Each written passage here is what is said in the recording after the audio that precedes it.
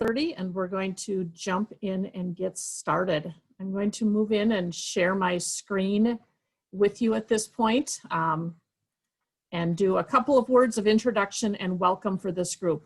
Welcome to everyone and thank you for joining us.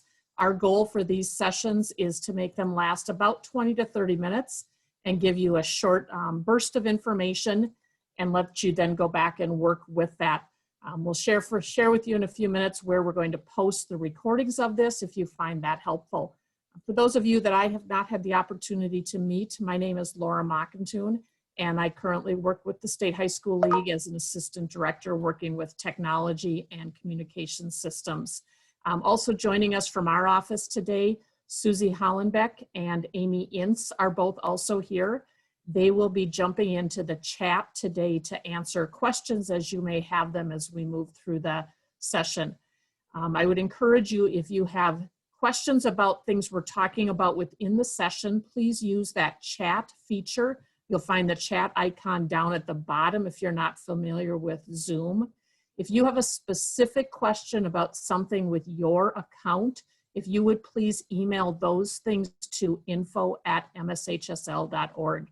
It just won't be an efficient and effective use of their time today if they're trying to solve people's account problems instead of talking about coaches with the rest of us here as we move through this.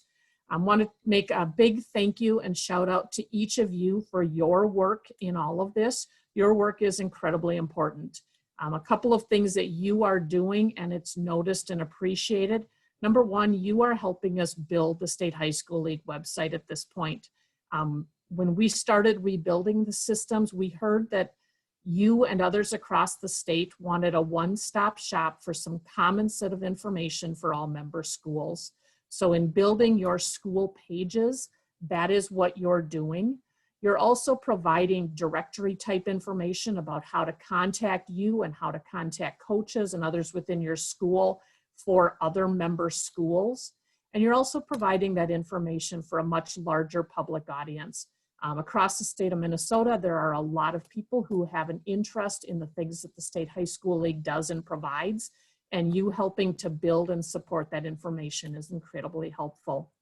There's also a piece here where each of you is learning to use some new management tools for your programs. So we know this is an incredibly busy time of the year, and it's an understatement to say that this year that it's incredibly busy time of the year. When we set out last December and had a website release date of late July of this year, it sounded like an absolutely brilliant idea. As we moved through the year after March, it became a bit more challenging and we had no choice except to continue on. So know that we acknowledge and know how busy each of you is, and this is one more thing right now for each of you to take on. Some support resources for you, and I'll show you this guide in a second. We've created a getting started guide for the website, knowing that this year everything is new. These resources will move into FAQs and other type of helps later as people get in, but there are some things that are just one-time things for this year. At bit.ly/MSHSL getting started, you'll find a getting started guide. And I'm going to jump out into that and I'll come back and show you that URL again shortly. This is the Getting Started guide if you have not yet been there. This provides both some updates of things that we know about and are aware of and things that are coming soon. So just kind of keep an eye on this place to watch things that change. Then there are two columns in this, one for ADs and one for coaches. These short videos were created as the website rolled out and are really 5 to 6 minute, just quick introductions for you and coaches. Below that, each one of these blue buttons takes you to a separate page with a short bit of information about how to do that task. So as you're wondering, how do I do X, Y, or Z, here is probably the instructions for those pieces. This side is instructions for coaches. So as you work with your coaches, feel free to share this whole website with them. Or sometimes as you're supporting a coach, you have a coach who you just say they can only take and need one piece of information right now. So if you click into that editing your profile, you could then send this link to those coaches. So please use this in any way that you can to support those coaches that you work with. You also kind of see down here at the bottom the next buttons that we'll be adding on here as those things are ready and coming. We added on Monday a link up in the top that says Getting Started videos. The link from the Monday session is out there right now around editing your profile and editing your school. And shortly after this afternoon's session, this video will also be up there. So those are there if you need to share them with someone else on your staff or if you need to go back and review those. So this guide is really meant to support you, give you a first place to go and look to get answers to questions that you may be looking for. And again, you can find that at this URL. This is a shortened URL. You noticed once I went there, my URL got much longer, but pretty easy one to remember with that bit.ly there. We are strongly encouraging and inviting ADs, assistant ADs, and AD assistants, those in your office, to use info@mshsl.org to send questions, support, etc. that you need for your office. When you send it there are 4 of us that are jumping in and managing those, and your response time is simply going to be much quicker than if you try to reach out and email one of us. Our emails are often busy, but among the 4 of us, we're doing a pretty good job of keeping up on those info@mshsl.org. We are asking that you in your office provide support to your coaches. If you provide support to your coaches, we can provide much better support to you. So if you have a coach who's having an issue or you have 3 coaches that are having an issue, if you can turn around and email that information to us, it helps you both learn maybe what got missed, or we can help you figure something out. And then it also just consolidates those emails and makes things a little bit more efficient. We are getting random emails from coaches, and often we're jumping in and responding to them. But again, the more time we spend responding to coaches, the less time we can spend responding to you. And we know that the more support that you get within your AD office, just the more helpful it is to you and everybody else across. So agenda for today, we're going to take some time and talk about the coaches dashboard. We're going to talk about the definitions of levels of coaches, how you in your AD office accept coaches, assign coaches, mark a head coach's certification, and then some time about team pages. So really kind of all things coaches today.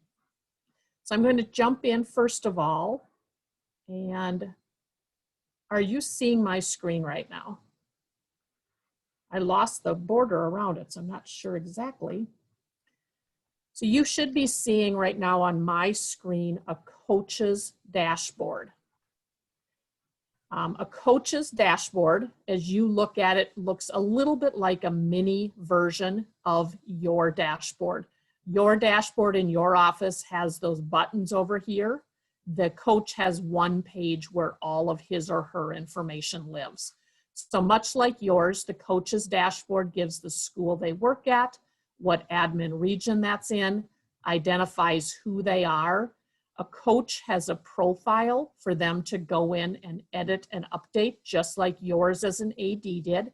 Theirs has a little bit less information simply because they need a little bit less information, and then provides a logout opportunity. Alerts can be set on a coach's dashboard. Currently, there's an alert set there that just gives them some more information about coach online rules meetings. Moving down the right-hand side, the coach has resources much like you as an AD in your office have those resources. These are not necessarily the same resources that you have as an AD. We know there are some things that you need access to that your coaches may not. So as you help a coach try to find something, you can't necessarily assume that just because it's on your dashboard, it's also on their dashboard. When we load those, we get to check a button that says it's going to ADs or to coaches. But many of the same resources are there. Eligibility Q's and A's, the central calendar, the information about approved fall training seasons, the handbook. Much of the same information, if a coach would need it, we're also giving it to them. If it's more of AD information, it lives on just your dashboard. Moving down the middle or the left-hand side of the coach's dashboard, they see, first of all, their CER requirements. CER requirements are those requirements for coaches that they do once every 3 years. And currently there is one CER that coaches are responsible for, and that is the Concussion and Student Athlete CER. It's a 30-minute course that has to be complete, that this person completed on the 3rd of August. There will be 2 more added in here over the upcoming year, but at this point there is just one of those that is required for coaches. So all of your coaches that are working with a fall approved activity or will be involved in a fall training season, they should go in and start working through that concussion course at this point. The annual requirements, this is where the general online rules meeting as well as the sport-specific rules meeting will live. So the coach will start to see those pieces that renew every year. Elective modules, there are not any currently posted here, but this is where there will be the opportunity to complete some elective modules. We're looking at putting bloodborne pathogens back there. There's an asthma one. And those are ones that you in your office may choose to assign to your coaching staff, and really up to you.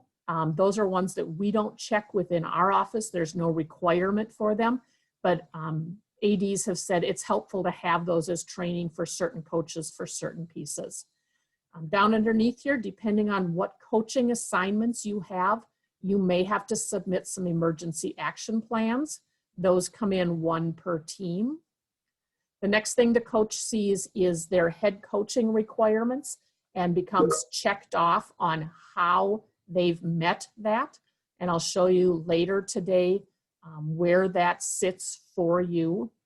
And then activities, just like your dashboard where you see all of the activities that your school participates in, you'll start to see the activities that that coach is assigned to.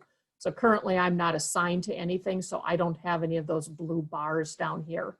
But your list probably has 10 to 20 to 30 of those. Most coaches will have 1 or 2 or 3 of those coaches, those activities that they oversee down at the bottom.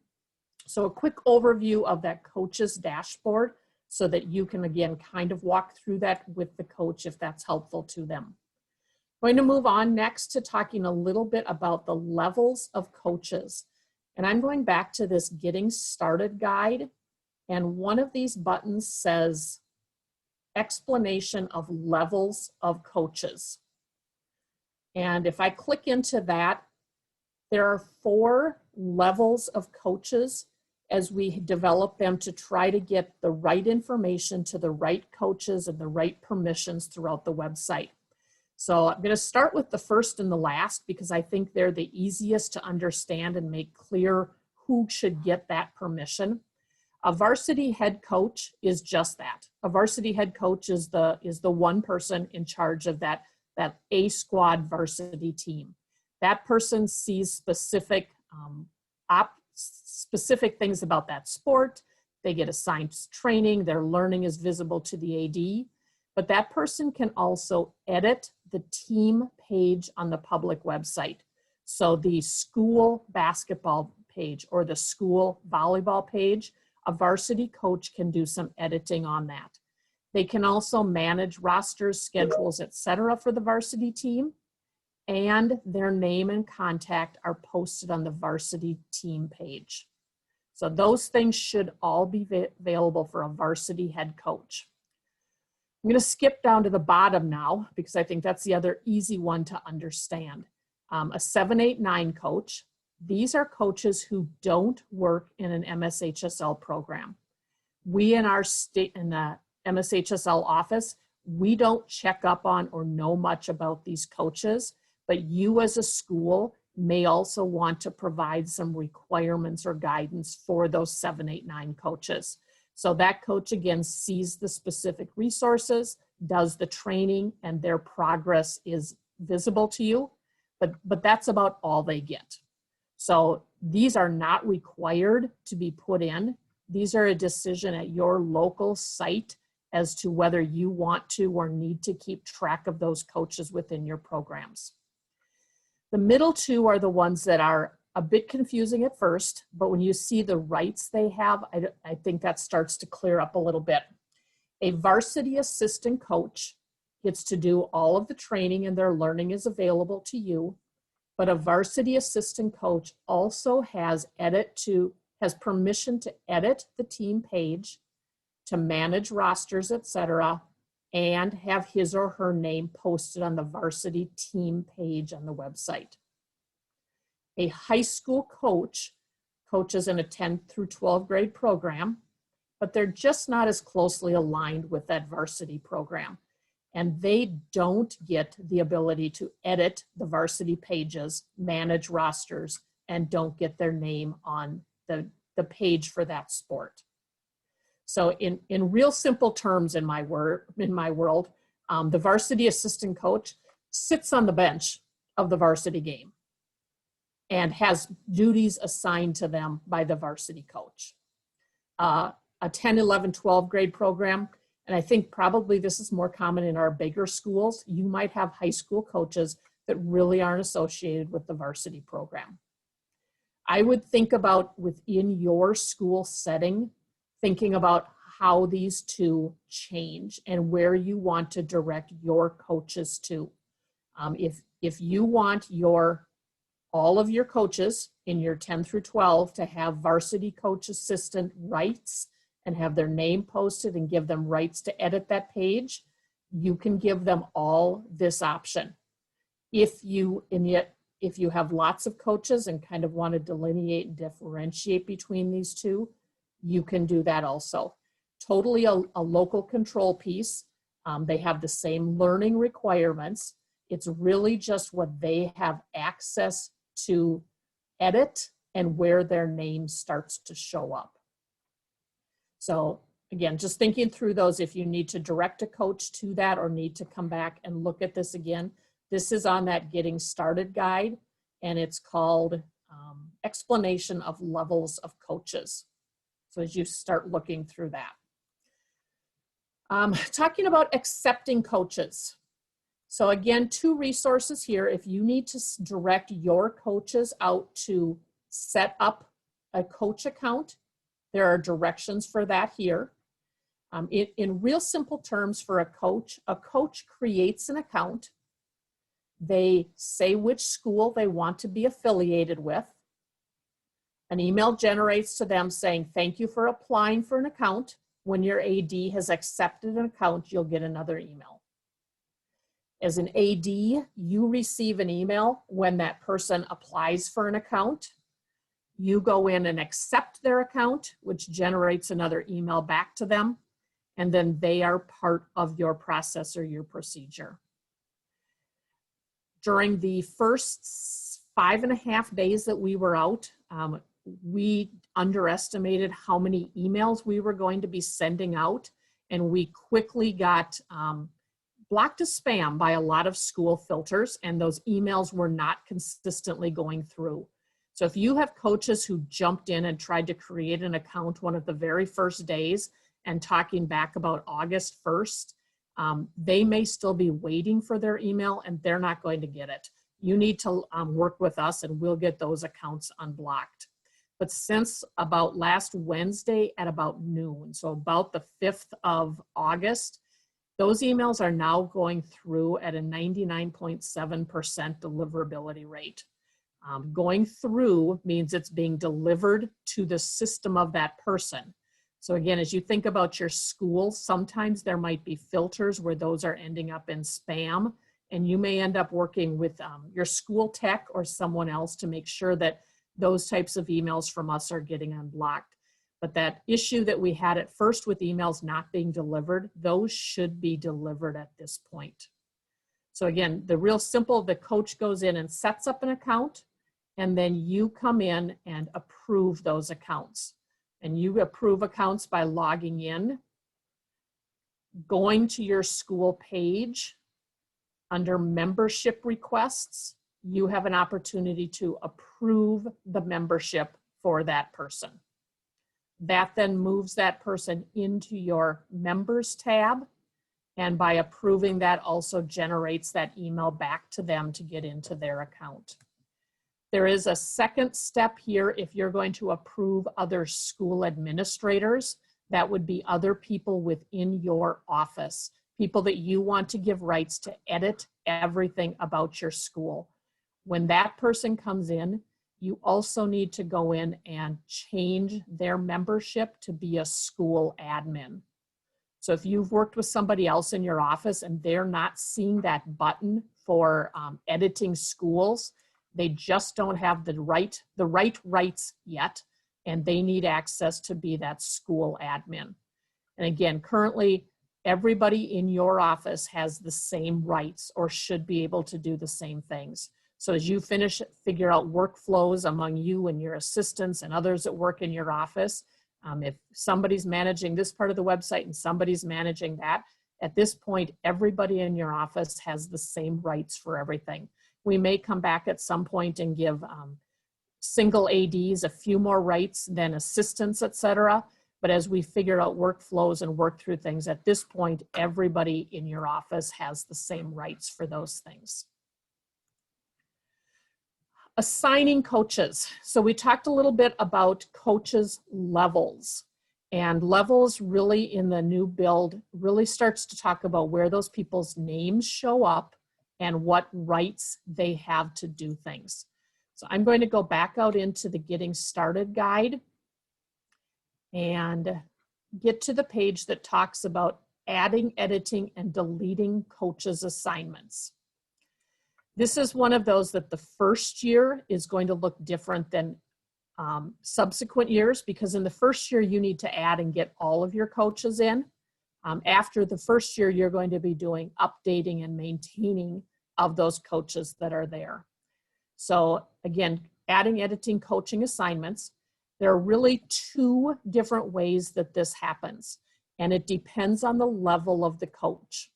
A coach who coaches a 7, 8, 9 or high school team, and remember back from the levels of coaches, these are the ones that don't have the right to edit anything except their own account. These coaches manage their own coaching assignments.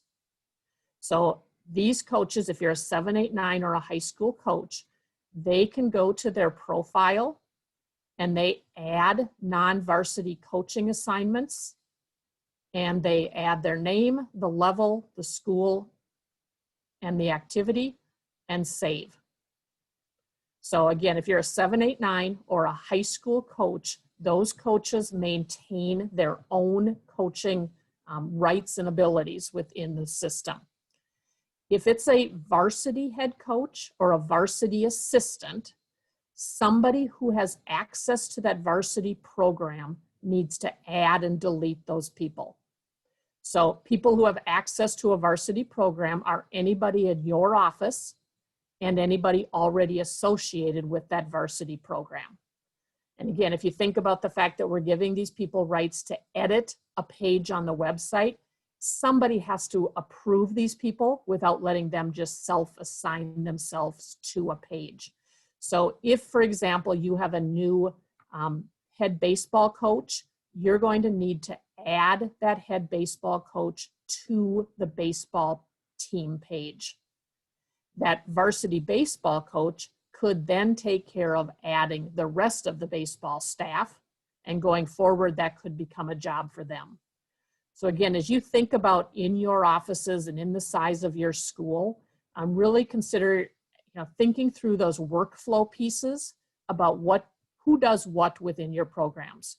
Is this something that an administrative assistant is just going to manage all of those coaching pieces?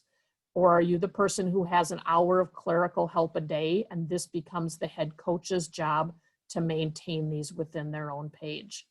So 2 ways to update coaching assignments. And again, coaches themselves are responsible for high school and 7, 8, 9, and varsity head and varsity assistant, somebody within your office or somebody who already has edit rights to that page, adds and deletes those people. Head coaching certification. So I'm going to jump out into my test AD count here. So you should now be looking at a school admin dashboard as if you were a school admin. One of my buttons over here, I think I'm now in Atwater Cosmos Grove City today.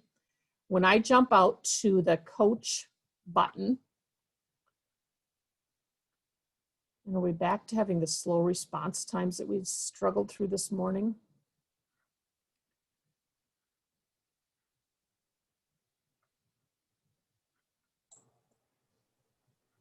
Yes, Laura, we are. Oh. For about the last 15 minutes. They fixed everything, and here we go again. Okay, I'm going to jump back in then to the getting started guide. Thanks, Amy.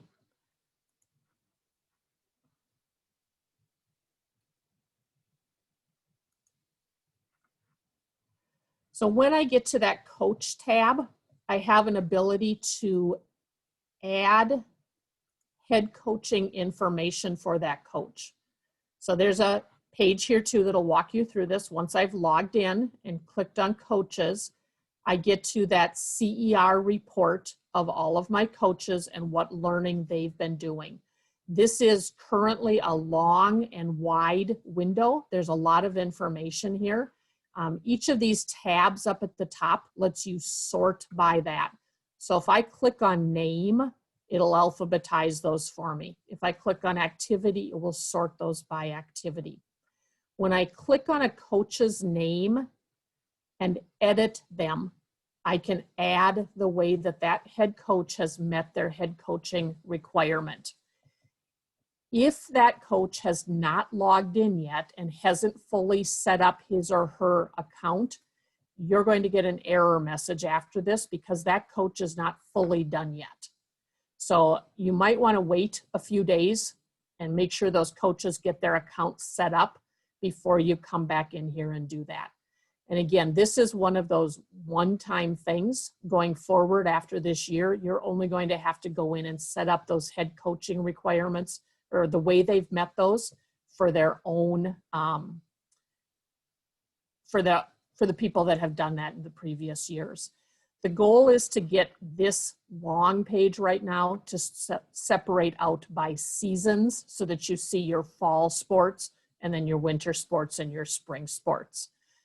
Also, there will come the ability here to go in and download this as a CSV, which will allow you to sort and filter that.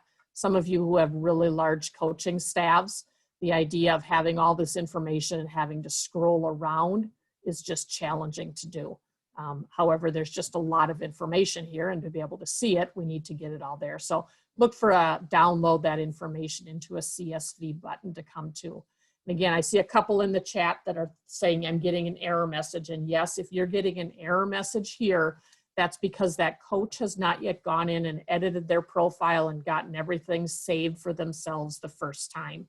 So if you see that, push that message back to the coach to say, go in and edit your profile, add all of your information to finish setting up your account, and then you'll be able to add that information in.